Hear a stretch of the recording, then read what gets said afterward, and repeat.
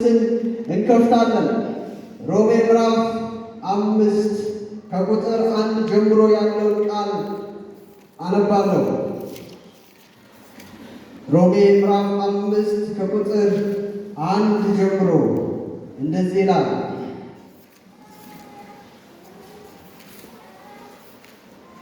እንግዲህ በእምነት ከጸደቅን በእግዚአብሔር ዘንድ በጌታችን በኢየሱስ ክርስቶስ ሰላምን እንያዝ።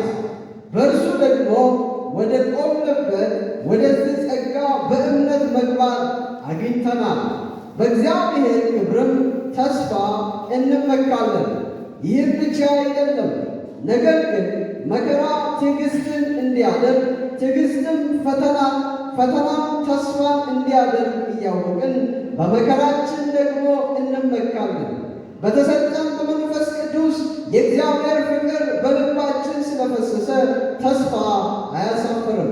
ገና ደካሞች ሳለን ክርስቶስ ዘመኑ ሲደርስ ስለ ኃጢአታችን ሞቷልና፣ ስለ ጻድቅ የሚሞት በጭንቅ ይገኛልና፣ ስለ ቸር ሰው ግን ሊሞት እንኳን የሚደፍር ምናልባት ይገኝ ይሆናል። ነገር ግን ገና ኃጢአተኞች ሳለን ክርስቶስ ስለ እኛ ሞቷልና እግዚአብሔር ለእኛ ያለውን የራሱን ፍቅር ያስረዳል።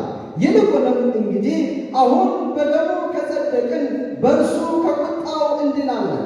ጠላቶች ሳለን ከእግዚአብሔር ጋር በልጁ ሞት ከታረቅን፣ ይልቁንም ከታረቅን በኋላ በሕይወቱ እንድናለን። ይህም ብቻ አይደለም፣ ነገር ግን አሁን መታረቁን ባገኘንበት በጌታችን በኢየሱስ ክርስቶስ በኩል በእግዚአብሔር ደግሞ እንመካለን ይላል። ዛሬ የምንካፈለው የቃለ ርዕስ ያለው ቁጥር 10 ላይ ያለው ጠላቶች ሳለን ከእግዚአብሔር ጋር በልጁ ሞት ከታረቅን፣ ይልቁንም ከታረቅን በኋላ በሕይወት እንድናለን ይላል። እንደዚህ በሚል ርዕስ አብረን እንካፈላለን። እግዚአብሔር ልታረቀን መጥተዋል። እስቲ እግዚአብሔር ልታረቀኝ መጥተዋል በሉ እስቲ። ሃሌሉያ! ዛሬ ይሄኛውን ክፍል ነው የምንካፈለው። እግዚአብሔር ልታረቀን መጥተዋል። እኛ አይደለንም ልንታረቅ ወደ እግዚአብሔር ይሄድ ነው፣ ግን እግዚአብሔር ልታረቅ ወደ እኛ መጥተዋል። ይሄኛውን ክፍል ከማውራት በፊት ጥቂት ስለ ሮሜ መጽሐፍ ጥቂት ማውራት ይኖርብኛል።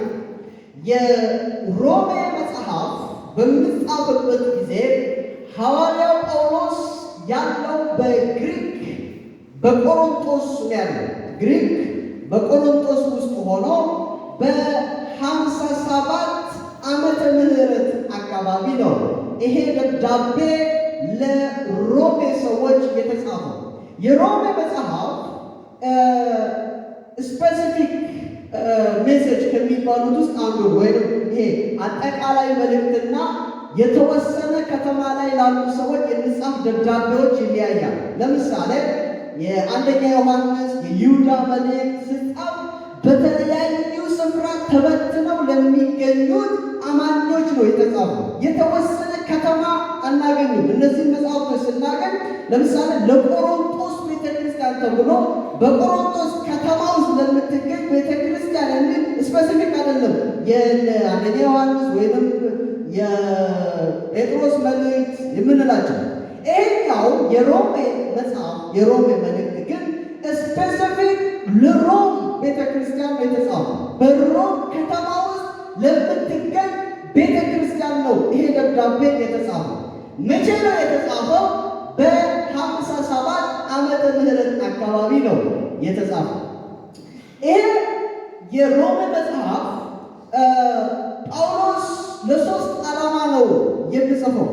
የመጀመሪያው የተልኳዊ ግብ አለው። ተልኳዊ ግብ ወይም የሚሽነሪነት ግቡ ምንድን ነው?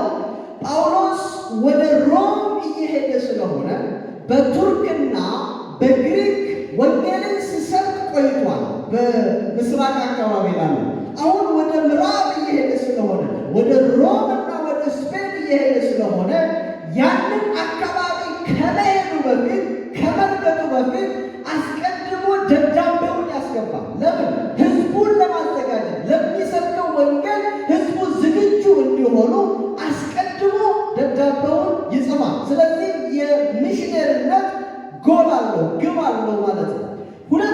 ደግሞ የስነ መለኮት ቴዎሎጂካል ግብ አለ። ቴዎሎጂካል ግብ ምንድን ነው? አጠቃላይ ዩኒቨርሳል የሆነ ችግር ያነሳል። ዩኒቨርሳል ችግሩ ምንድን ነው? ሰው ሁሉ ኃጢአትን ሰርቷል ብሎ ሮሜ ምዕራፍ 3 ቁጥር 23 ላይ የሰው ልጅ ሁሉ ያለበትን ችግር ዩኒቨርሳል የሆነ ችግር ያነሳና ለዚህ ዓለም አቀፋዊ ለሆነ ችግር ምን አይነት መፍትሄ ነው እግዚአብሔር ለሰው ልጆች የሰጠው ብሎ ለዚህ ለዓለም አቀፋዊ ችግር የስነ መለኮት ቋንቋ የስነ መለኮት ቃል ይናገራል። ሌላው ሶስተኛው የሐዋርያ ጳውሎስ ግብ ይህንን መጽሐፍ ሲጽፍ የፓስቶሪያል ግብ አለ ወይም የመጋቢነት ግብ አለ። ምን ማለት ነው? በሮም ቤተ ክርስቲያን ለሚገኙ ሰዎች በመካከላቸው አንዳንድ ችግር ስላለ ያንን ችግር የመቅረብ ፕሮግራም ነበር። ምን አይነት ችግር ነው የነበረው? እስፔሻሊ በ49 ዓመተ ምህረት አካባቢ ቀላውዲዮስ የሚባል የሮም ንጉሥ ተነስቶ ነበር። ቀላውዲዮስ እንግዲህ በራሱ የፖለቲካ ጉዳይ አይሁድ የሚባል በአጠቃላይ ከሮም ምድር ለቆ እንዲወጣ ከተማይቱን ለቆ እንዲወጣ አዋጅ አውጥቶ ነበር። መቼ? በ49 ዓመተ ምህረት አካባቢ ልክ አይሁዳውያን ለቀው ሲወጡ እነ ፕርስቅላ እነ አቅላ በዚህ ዘመን ነው ሮምን ለቀው የወጡት እና አይሁዳውያን ለቀው ሲወጡ ቤተ ክርስቲያን 100% በአሕዛብ ብቻ የተሞላች ሆነች። ባይዘዌ የሮም ቤተ ክርስቲያን ሜጋ ቤተ ክርስቲያን አይደለችም። የሮም ቤተ ክርስቲያን ማክሲመም ከ15 እስከ 30 የሚሆኑ ሰዎችን የሚይዝ ግሩፕ በግሩፕ ልክ የሰፈር ፕሮግራም እንደምንለው አይነት በየቦታው የሚደረግ እንጂ አንድ ሜጋ ቸርች ትልቅ ቸርች ለምሳሌ እቺ የአጀንት ቃለ ሕይወት ቤተ ክርስቲያን በጣም ትልቅ ነች። ከ500 በላይ የሚሆኑ አባላት ያሏት ብዙ ሰው የሚሰበሰብባት ትልቅ ቸርች ነች። በዚያን ጊዜ ግን የተጻፈው በኔሮ ዘመን ስለሆነ ኔሮ ደግሞ ክርስቲያን አይደለም። ኔሮ በሌጋልነት ወይም በሕጋዊነት ወንጌል እንዲሰበክ አላደረገም። ወንጌል በሕጋዊነት በሮም የተሰበከው ከ313 ከቀላውዲዮስ ቆስጠንጢኖስ ከተነሳበት በኋላ ነው ወንጌል በነፃነት በሮም ምድር የተሰበከው እንጂ ከዛ በፊት በነፃነት ወንጌል አልተሰበከም። ስለዚህ በኔሮ ዘመን ከሆነ የተጻፈው ኔሮ ከ57 እስከ 68 ከ54 እስከ 68 ዓመተ ምህረት የገዛ ንጉሥ ነው። ስለዚህ በነፃነት ስላልተፈቀደ ክርስቲያኖች እንዴት ነው ሲያመልክ የነበረው ካላችሁ ከ15 እስከ 30 ማክሲመም የሚሆኑ ክርስቲያኖች ይሰበሰቡና ያገለግላሉ፣ ይጸልያሉ፣ ቃል ያነባሉ፣ እርስ በርስ ይበረታታሉ። በዚህ ሁኔታ ውስጥ እያሉ ነው እንግዲህ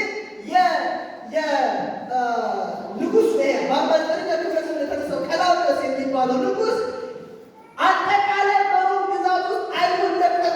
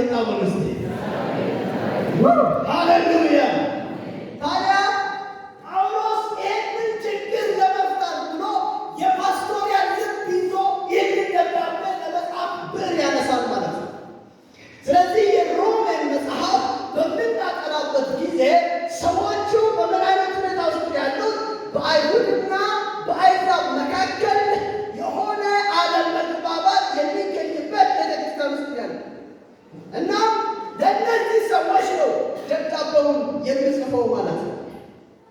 ይሄን ያክል ካልኩኝ ወደዚህኛው ክፍል ልምጣ። በጣም አጠር አድርጌ ለማውራት ነው የሚሞክረው። እንግዲህ ጳውሎስ ቅድም እንዳልኳችሁ የቲዮሎጂካል ወይም ስለ መለኮት ትምህርት ለማንሳት ስፈልግ ዩኒቨርሳል የሆነ ችግር ያነሳ። ዓለም አቀፋዊ ችግር ምንድን ነው?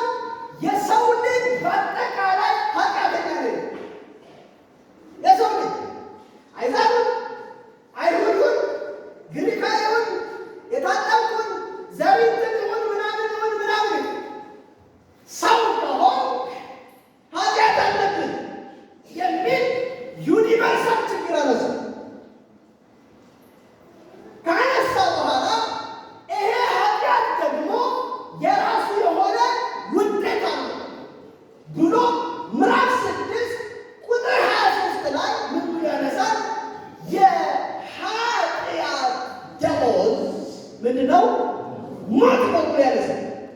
አንተ ኃጢአተኛ ከሆንክ፣ ኃጢአት ካለብህ፣ የአዳም ዝርያ ካለብህ አትጠራጠር፣ የኃጢአት ደመወዙ የሚከፈል ደመወዙ ሞት ነው ይላቸዋል። ከዛ ይቀጥልና እዛ ቁጥር 23 ላይ እንደዚህ ይላል፣ አሁን ደመወዙ ሞት ከሆነ የሰው ልጅ በሙሉ የሚጠበቃቸው ውጤት መሞት ከሆነ ምዕራፍ 5 ላይ ቁጥር 8 እንደዚህ ይላል፣ ገና ኃጢአተኞች ሳለን ገና የት ሳለን? ጣዖት ስናመልክ ሳለን።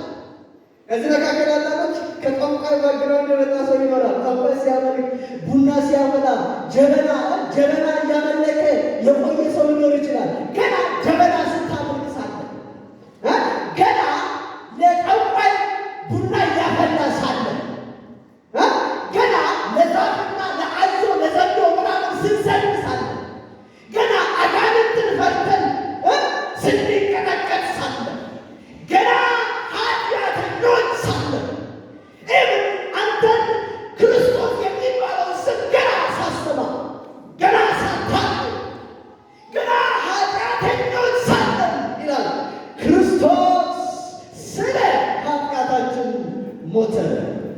ምን ሳለን? ገና ምን ሳለን? ኃጢአተኞች ሳለን።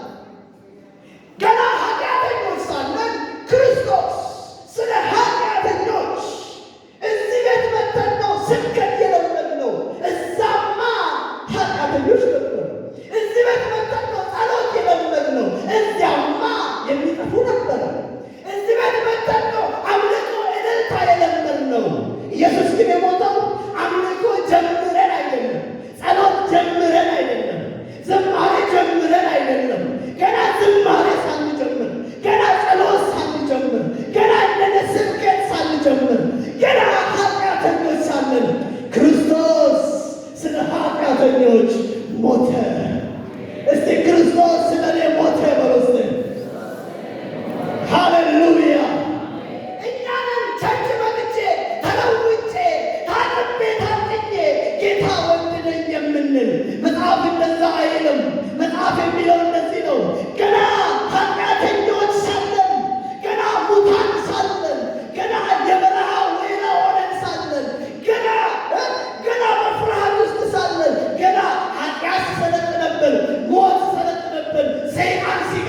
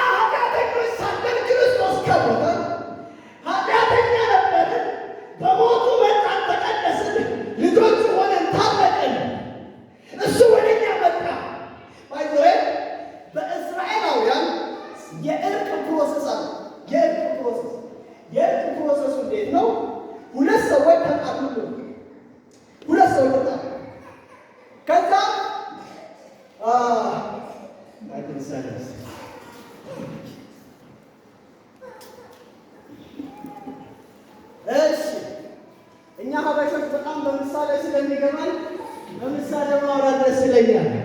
ክብር ለእግዚአብሔር ይሁን። እንግዲህ ሁለት ሰዎች ተጣልተዋል። አይሁድ ስርዓት እንደዚህ ነው። አሁን ተበዳዩ እሱ ነው፣ የበደለችው እሷ ነች። ስለዚህ አሁን የበደለችው ተበዳዩ እንደገና ለማቀፍ አሁን የማቀፍ ፕሮሰስ በጣም ብዙ ነው። እንደገና ለማቀፍ አንደኛ ይሄ የበደለው አካል መጥቶ ተበዳዩ መናገር አለበት። ምን ማለት ነው? የእሷን ከብት ከሆነ የወሰደው ከብትሽን ወስጃለሁ ብሎ ማውራት አለበት። የመጀመሪያ እሱ ኮሚሽን ይባላል። ማውራት አለብን። ምን እንዳደረግ ማውራት አለብን። ሁለተኛው ስቴፕ ከብት ከሆነ የወሰደው ከብቱን ይመልሳል። ድጋሜ 20% ጨምሮ ይሰጣል። ምን ማለት ነው? ከብቱ ብቻ ነው የሚሰጠው፣ 20% ይጨምራል በላዩ ላይ። ለምን? አሁን በጣም ያዘነው ልቧ እንድታከም በደንብ ልቡ ለማከም። ከዛ ሶስተኛው ስቴፕ ምንድን ነው የሚደረገው? በሁለቱ መካከል እግዚአብሔር መግባት ስላለበት ሌላ እንስሳ ያመጣና በእግዚአብሔር ፊት ደግሞ መስዋዕት ተደርጎ ያቃጥላል። ኦ ማይ ጉድነስ! ካቃጠለ በኋላ ሁለቱም አሁን በእንግሊዝኛው ሪኮንሲሊዬሽን ወይም የእርቅ ደረጃ ላይ ደርሳሉ። ምን ማለት ነው? አሁን የእሷ ልብ ሙሉ በሙሉ መታከም ይጀምራል። ቅድም በጣም የገባው በጣም ያዘነው ያልቧ እንደገና ብሶ መሆን ይጀምራል። ከዛ ምን ይደረጋሉ? ከፋት ለዛሬ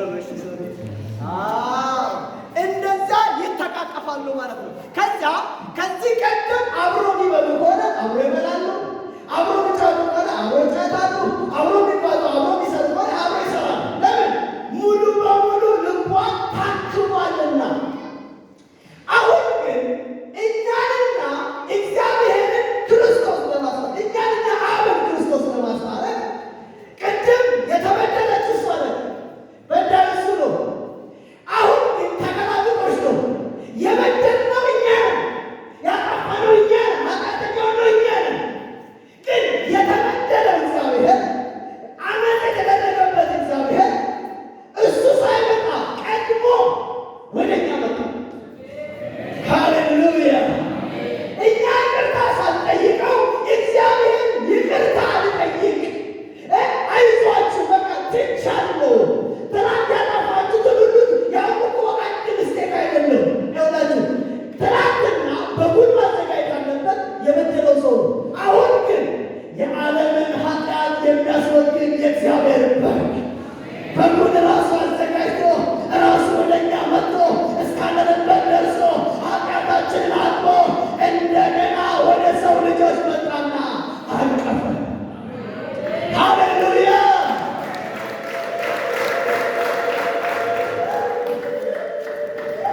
እግዚአብሔር የሰውን ልጅ ለመታረቅ የሄደበት ደረጃ በጣም በአእምሮ የሚከብድ። ለምን? የበደልነው እኛ ነን፣ የጠየቀው ግን እግዚአብሔር፣ የመጣው ግን እግዚአብሔር። ባይዘ በሁለተኛ ቆሮንቶስ ምዕራፍ 5 ቁጥር 17 ላይ እንደዚህ ይላል፣ እግዚአብሔር በልጁ ሆኖ ዓለምን ከራሱ ጋር ምን ያደርግ ነበር? ያስታርቅ ነበር። ከማን ጋር? ከራሱ ጋር ነው። እግዚአብሔር በልጁ ሆኖ ዓለምን ዓለም ማለት እኛም ጅማን ወይም ያድርግ ዓለምን ሕዝብ ከራሱ ጋር አስታረቀን፣ አንድ ሆንን። ባይዘ ታረቅን የሚለው ቃል ንገራችሁ ስለመታረቅ የጠፋው ልጅ ሁለቱም ተቀረች። ስለጠፋው ልጅ የጠፋው ልጅ ሄደ፣ ከአባቱ ርቆ ሄደና ከአባቱ የወጣውን ንብረት በአጠቃላይ አባክኖ ጨርሶ መጣና ሲመጣ እንደዚህ ያለ አባቴ ሆይ እለዋለሁ በሰማይና በምድር በድያለሁ ብዬ ሄጄ በአባቴ ፊት ወድቃ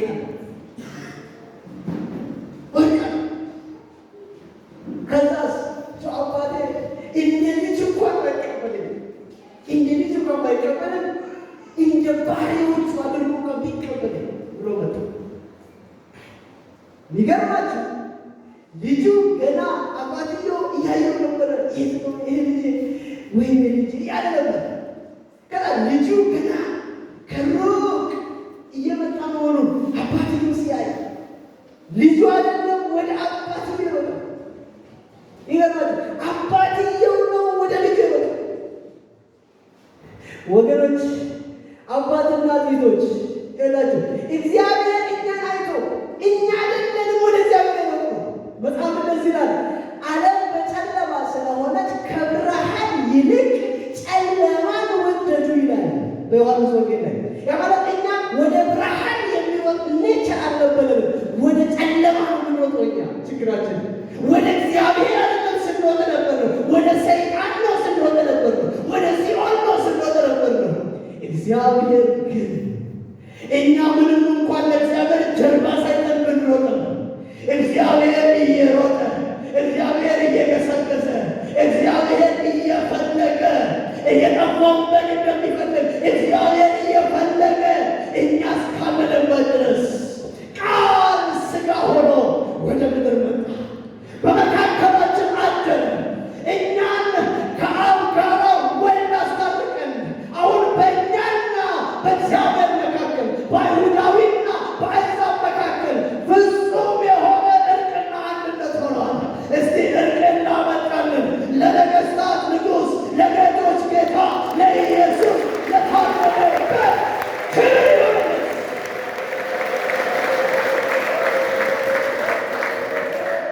በስም ቃል ልክ አባትየው ወደ ልጁ እንደሮጠ በሐዋርያት ሥራ ምዕራፍ 10 ላይ አንድ ቆርኔሌዎስ የሚባል ሰው እናውቀዋለን።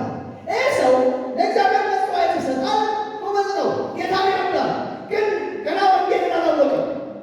ከዚያም ጴጥሮስ የሚባል ሰው አስልኮ ካመጣ በኋላ ጴጥሮስ ወደ ቆርኔሌዎስ ቤት ሲሄድ ቆርኔሌዎስ ሰዎችን ሰብስቦ ለዚህ ወንጌል ለመስማት ሬዲ ሆኖ እየጠበቀው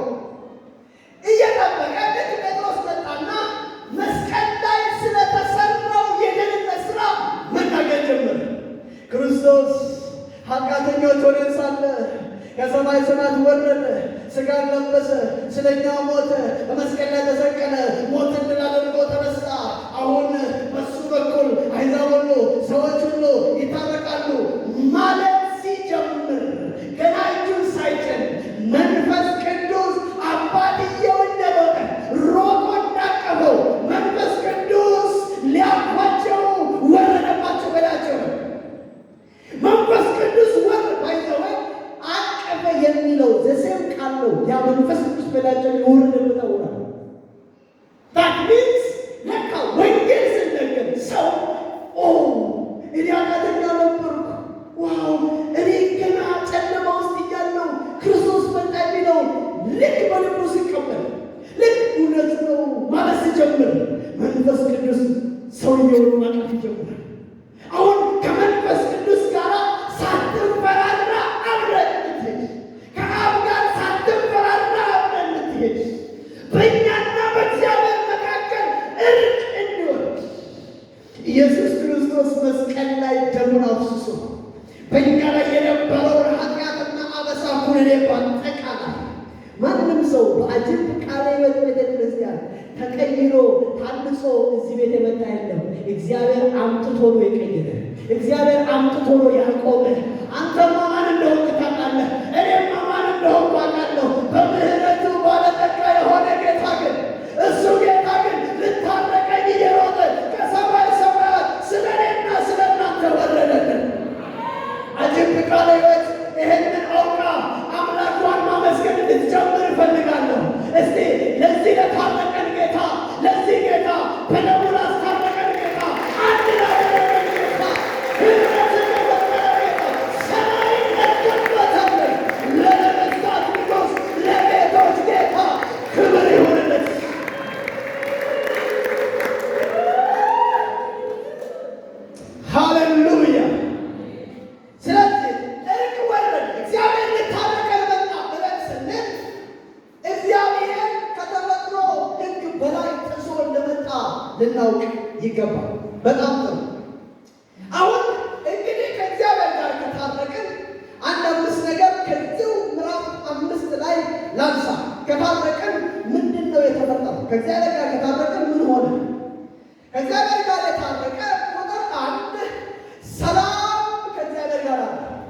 እስቲ ሰላም አለኝ በሉ። እስቲ ደግሞ እኔ ሰላም አለኝ በሉ። እስቲ ደግሞ እኔ ሰላም አለኝ በሉ። እስቲ ደግሞ እኔ ሰላም አለኝ በሉ። እስቲ ደግሞ እኔ ሰላም አለኝ በሉ። ሃሌሉያ! ሰላም አለኝ፣ ሰላም አለኝ።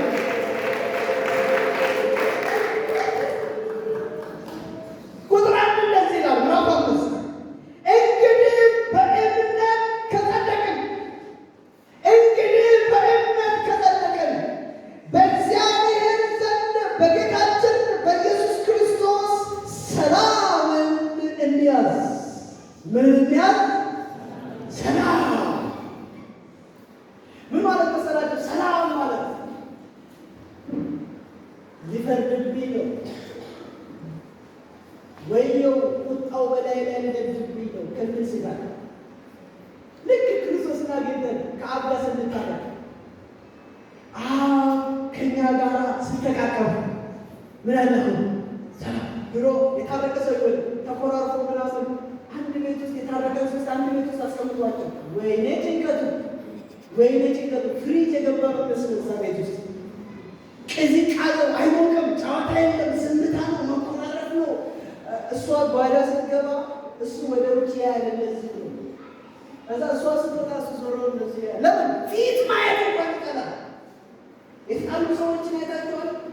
ቤቱ እንዴት እንደሚያስቀጣ እዛ ቤት ሰላም ናቸው ለማለት ነው። ችግር ነው እዛ እንዴ እዚህ ቤት መጣርቆ ከጌታ ጋር ሰላም ባይሆን ኖሮ ሃሌሉያ በሌላ ታረቆኝ አፍረፈን ሁላችንም አፍረ ምን ሰላም ነው አሁን ምን ነው ምን ሰላም ነው? መጽሐፍ ግን እንደዚህ አሁን ጥፋተኛ ሆነ እግዚአብሔር ጥፋታችንን አስወግዶ መተፋቀር እንዴ ያን ሁሉ መራችን ደምስሶ መተፋቀር እንዴ አበሳ ብዙ ይዘን መተ እግዚአብሔር ሁሉ አለ ሁሉ ትቶ በቀጥታው አይቶ ተና ልጄ ነው ብሎ ካቀ ለተቀበሉት ሁሉ ግን ልጆቼ እንዲሆኑ ጠበቀ። ልጆች ተከተሉ ብሎ ሊደርጉ ካስገባ ልጁ ልክ ኢቤል ሲገባ ይላል ፍሪዳው ይታረድ፣ ቀለበት ለእጁ፣ ልብስ ለእጁ፣ ደስ ይበለን፣ እልል እንበል ሁላችንም መባል ተጀመረ። እዚህ ቤት ውስጥ ከእግዚአብሔር ጋር ጥለኛ አስመስሎ ሕሊናን በኩነኔ እየመታ ያለ ካለ ኢየሱስም አጋንንትን በቃሉ አወጣ ተብሎ እንደተጻፈ ከዚህ ቃል የተነሳ ከዚህ ቤት ዛሬ ተባርሮ ይወጣል። እየኮነነ እየከሰሰ የመጣ ተከትሎ የመጣ ካለ ከዚህ ቃል የተነሳ ዛሬ ይባረራል። ከዚህ ቃል የተነሳ ዛሬ ከቤትሽ ላይ ይባረራል። ዛሬ ከቤት ላይ ይባረራል። የእግዚአብሔርን ቃል አውጃለሁ። ዛሬ ሰላምን ያሰጣ የፊት መጨማደንን ያስወግድ ዘንድ ክርስቶስ መጣ ለተባለው የተጨማደደ ፊት እንዲኖር አጉራብ እንዲኖር ከእግዚአብሔር ጋር ማጉረምረምን የተያዝክ ሰው ካለ ዛሬ እናገራለሁ። እግዚአብሔር ልታረቅ ያንተ ቤት መጥቷል። እግዚአብሔር ልታረቅ ወደ አንቺ ቤት መጥቷል። እስቲ በዚህ በሉ በእኔ ቤት ሰላም አለ በሉ። እንዲገቡ በእኔ ቤት ሰላም አለ በሉ። እንዲገቡ በእኔ ቤት ሰላም አለ በሉ።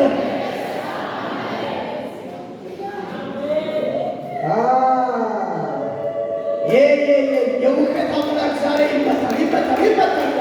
ይመታል። ሰላምን የረሳ ልብን የጭንቀት ቤት ያደረገ ዛሬ በኢየሱስ ስም ይሄ ምሽግ ይፈርሳል። ዛሬ ይሄ ምሽግ ይፈርሳል በኢየሱስ መጽሐፍ እንደዚህ ይላል።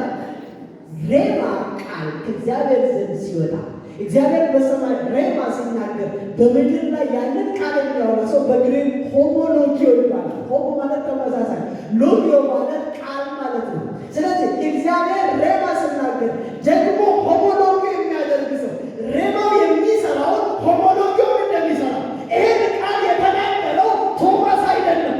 ዛሬ እናገራለሁ። ጠላት የገነባው የአዘር ካባ ከዚህ ቃል የተነሳ ዛሬ ይሰበራል። ዛሬ ይሰበራል። አንዳንዶች በኩነኔ የመጡ ሰዎች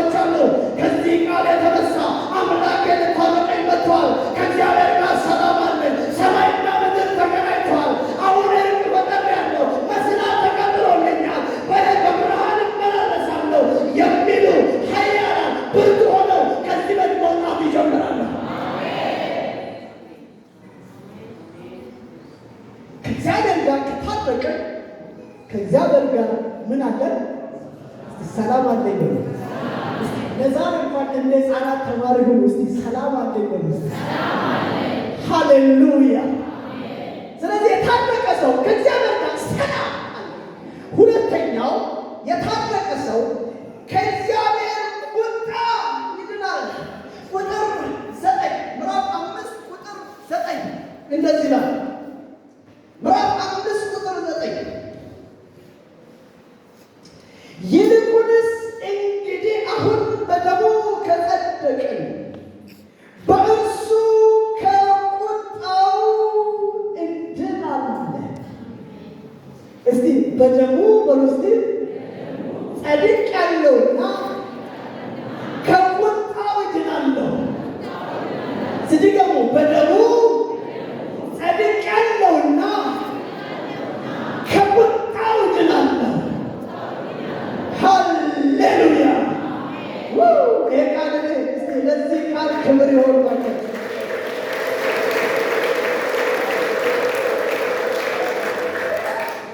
እንግዲህ በደሙ ከጸደቀ ቅድምሳ በጸደቅ ቃል ነው። አሁን ደግሞ እንግዲህ በደሙ ከጸደቀ እግዚአብሔር ቁጣውን በልጁ ላይ ስላፈሰሰ የቁጣውን ጽዋ ጭልጥ አድርጎ ኢየሱስ ስለጠጣ የደም ላብ እያላበው የቁጣውን ጽዋ በእኔና በእናንተ ላይ እንዳይመጣ ጭልጥ አድርጎ የቁጣውን ጽዋ ስለጠጣ አሁን እንግዲህ በደሙ ከጸደቅን ሃሌሉያ በስራ ከጸደቅን አይልም። እንግዲህ በጉብዝናችን በዘራችን አይልም። የክርስቶስ ወገን በደሙ የጸደቀ ሰው ካለ በዚህ ቃል በደንብ እንደምንሰደር እንደስታምናለሁ። እንግዲህ በደሙ ከጸደቅን ከሚመጣው ከ7ቱ ዓመት ቁጣ እንድናለን። እንግዲህ በደሙ ከጸደቅን በዓለም ላይ ሊመጣ ካለው ጥፋት እንድናለን። እንግዲህ በደሙ ከጸደቅን የእግዚአብሔር ቁጣ ሳይሆን የእግዚአብሔር ፍቅር አግኝቶኛል። እስቲ በደሙ ጸድቄአለሁ በሉ። እስቲ ደግሞ በደሙ ጸድቄአለሁ በሉ። እዚህ በትኩስ የክርስቶስ ደም ይታየኛል። ድገሙ በደሙ ጸድቄአለሁ በሉ። የእግዚአብሔር ቁጣ ይቀዘቅዛል፣ ያመልጣል። ሶስተኛ በሕይወቱ በክርስቶስ ሕይወት እንድናለን። ቁጥር 10 እንደዚህ ይላል። ቁጥር 10 ጠላቶች ሳለን ቀስ እያልባለሁ ጠላቶች ሳለን ከእግዚአብሔር ጋር በልጁ ሞት ከታረቅን። ድሮ ምን ነበር? ጠላቶች ሳለን እንግዲህ በልጁ ሞት ከታረቅን፣ ይልቁንም ከታረቅን በኋላ በሕይወቱ በሕይወታችን አይደለም፣ በሕይወቱ በማን ሕይወት? በኢየሱስ ሕይወት፣ እሱ በኖረው ሕይወት። አትመንስ እኛ ለጽድቅ አንኖርም ማለት አይደለም። ሀገራችሁን በኔጌቲቭ እንዳትረዱ። አሁን እያወራ ያለሁት ስለ እርቅ እያወራው ነው። ከአብ ጋር ስለተፈጠረው እርቅ እያወራው ነው። ስለተገናኘንበት መንገድ እያወራው ነው። ስለዚህ ምን ይላል? እንግዲህ በልጁ ከታረቅን፣ እንግዲህ በልጁ ከታረቅን፣ ከአብ ጋር ከታረቅን። እስቲ አሁን ቤት ውስጥ ስንሄድ ስንጓዝ እንደታረቀ ሰው እግዚአብሔር ጋር እንደታረቀ ተመስገን። እንዴት ነው አንተ ተጣልቶ የታረቀ ሰው አይታችኋል? የደስታውን ትልቅነት ወይኔ ታርቆ ተጣልቶ ያየ ሰው የለም። የሆነ ሸክም የተጣላ ቀን የሆነ ድንጋይ አንተ ላይ የተጫነው ብዙ ድንጋይ አንዱ ሲናገር ቂመኝነት አለ የተጣላውን ሰው እንቡቡ ተሸክመ መዞር ነው። እንቡቡ ተሸክመ ይዘው እንቡቡ ይዘህ ቸርች ስትመጣ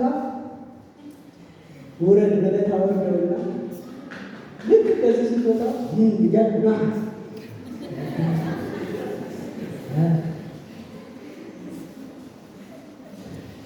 ሰውየው ራሱ በሰላም ተኝቷል እኮ አንተ ያቆረጥክበት ሰው በሰላም ተኝቷል። አንተ ቂም ይዘህ ሰውየውን እንቡቡ ተሸክመህ የኃጢአት ሸክም ከዛ በላይ ነው።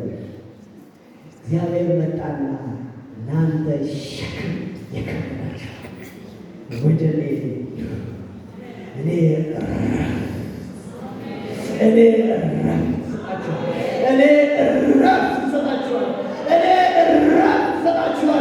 እረፍት እሰጣችኋለሁ። ገንዘብ አይሰጥህም፣ ቋንቋ አይሰጥህም፣ እውቀት ትምህርት አይሰጥህም፣ ከዩኒቨርሲቲ ሰብስበህ የመጣኸው ፍልስፍና አይሰጥህም። ኢየሱስ ግን እረፍት ይሰጥሃል። ኢየሱስ ግን የነፍስ እረፍት ይሰጥሃል። ኢየሱስ ግን የሕይወት እረፍት ይሰጥሃል።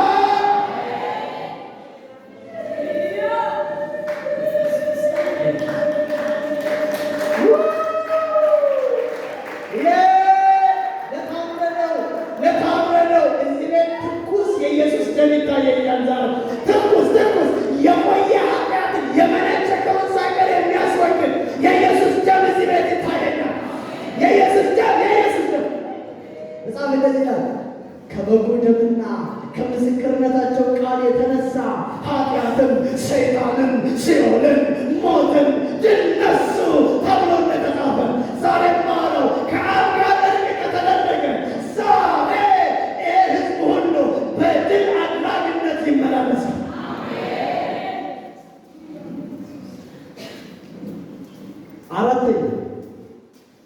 አራተኛ ቁጥር 11 በእግዚአብሔር እንመካለን። ቁጥር 11 እንደዚህ ይላል፣ ይህም ብቻ አይደለም፣ ነገር ግን አሁን መታረቁን ባገኘንበት በጌታችን በኢየሱስ ክርስቶስ በኩል በእግዚአብሔር ደግሞ እንመካለን። አይሁዳዊ ነህ፣ የአብርሃም ዘር ነኝ፣ እኔ ሕግ አለኝ እያልክ በአይሁድነት አትመካ እያለ ዶሮ አይዛብ ነህ፣ እነሱ ስርዓት ወግ ብቻ ነው፣ እኔ በክርስቶስ ምናምን እያልክ አትመካ። እሱንም አትመካ። አንተ እዚህ ከተማ ላይ በጣም ሁሌ የሚከራከራቸው ወጣቶች አሉ። በጸጋ ድኛለሁ ይሉኛል። በጸጋ ድኛለሁ ይሉና በጸጋ መዳናቸውን መኩራሪያ ያደርጉታል። እና እኔን አንተን ጸጋ ካዳነ እኔን ቤንዚን ያዳነ እኔን ውሃብ ያዳነ እኔን በጸጋ ያዳነ አንተን በጸጋ ያዳነ እንግዲህ አትመካ። ትምክህታችን ማን ብቻ ይሁን? እስቲ እኔ በእግዚአብሔር እመካለሁ። እስቲ ድገሙ። እኔ በእግዚአብሔር እመካለሁ። ባንክ ውስጥ ባለ ገንዘብ አይደለም፣ ዘር አለኝ እሱ ማለት አንዳንድ ሰው የሚመካው ነው የመንግስት ባለስልጣን ነው። የቀበሌ ቤት ቢሆን ዘርፍ ይወስዳል ብሎ መቃት ጀመረ። እኛ ግን ምንመካዋለን? ሰማይና ምድርን ሰርቶ ግን ዝቅ ብሎ መጥቶ ነፍሳችንን ይዞ በአብ ቀኝ ከክርስቶስ ጋር ያስቀመጠ ይሄ ስጋችን የሰይጣን ቤት ሆኖ ሳለ የመንፈስ ቅዱስ ማደሪያ ላደረገ የሰይጣን ልጆች ሆነን ሳለን የእግዚአብሔር ልጆች ላደረገ ትናንትና ስጋ ሲመጣን የነበረን ሰውዬ አሁን መንፈስ ሲመጣ ወደ እውነቱ ይመራቸዋል። አምላክ የሚመራን ሰዎች አድርጎ ይሄ መታረቅ እኮ አንተን ያደረገ የት መሰል ያደረገ ሰይጣን ወደማያውቅበት ሰው ወደማያውቅበት ወደ እቅፍ ወደ ሰማይ ከክርስቶስ ጋር ወስዶ ካስቀመጠ እንዲህ ካከበረ በእውቀት በምን በዘር በእውቀት በስልጣን በማድረግ በተከሻ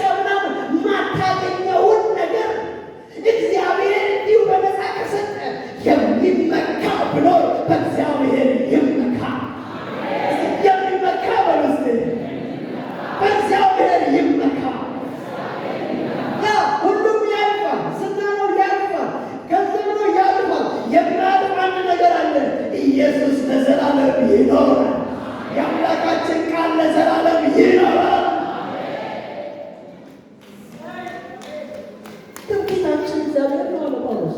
አምስተኛውን አውርቼ ልጨርስ። አምስተኛ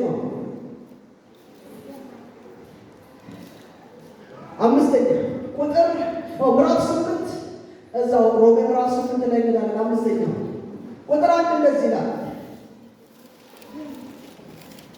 እንግዲህ በክርስቶስ ኢየሱስ ላሉት አሁን ኩነኔ የለባቸውም።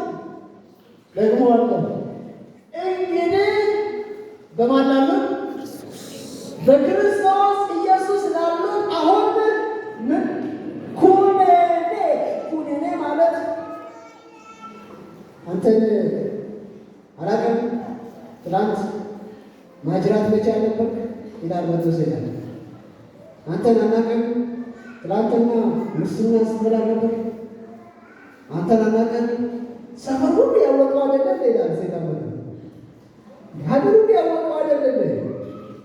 እኔ የሚገርመኝ ሰይጣን እሱ ትናንትና ነግሮ ለማሰር ከፈለገ እኔ ነገውን ነግሬ አስረዋለሁ። ምን የሰይጣን ነገ እኮ ሲሆን የኔ ነገ እኮ መንግሥተ ሰማያት። ሰይጣን ትናንትና ነግሮ ካሰረ አትታሰር በጥስና ነገውን ንገረውና ሰው መልስ አንተ ደግሞ ፍጻሜ ሲሆን ሆኖ እኔ ላይ ኩነኔ መንግሥት ትዘራለህ አቃለው ብሎ ሰይጣን አንተን ጭምር ድል የረሳከው አንድ ንጉሥ አለኝ እኔ በላይ ላይ ሾሜዋለሁ። እኔ የእሱ ልጅ ሆኛለሁ።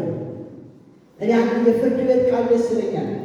ፍርድ ቤት 3 ሰዎች አሉ፣ ዳኛ፣ ከሳሽ፣ ተከሳሽ።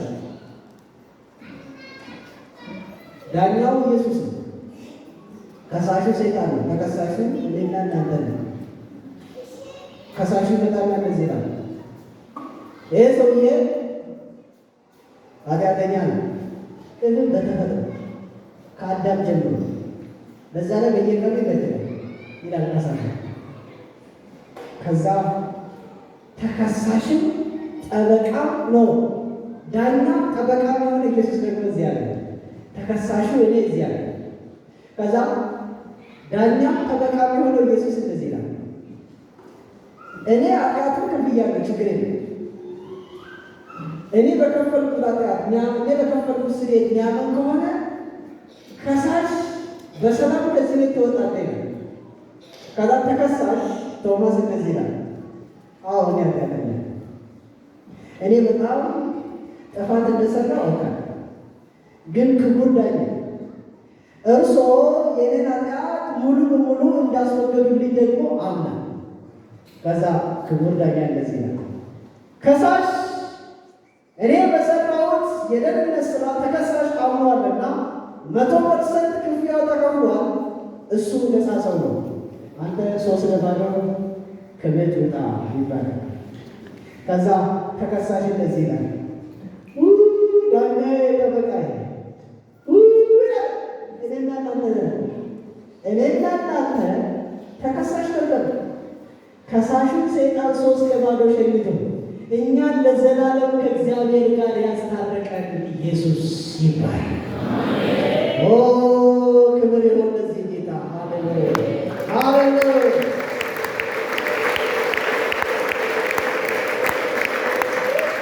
ሁላችንም ተነስተን እንጸልያለን። ሃሌሉያ ሃሌሉያ። ስለታረቅ ልትታረቅ ወደ እኔ ስለመጣ ሃሌሉያ። ባለጸጋ ለሆነ ጌታ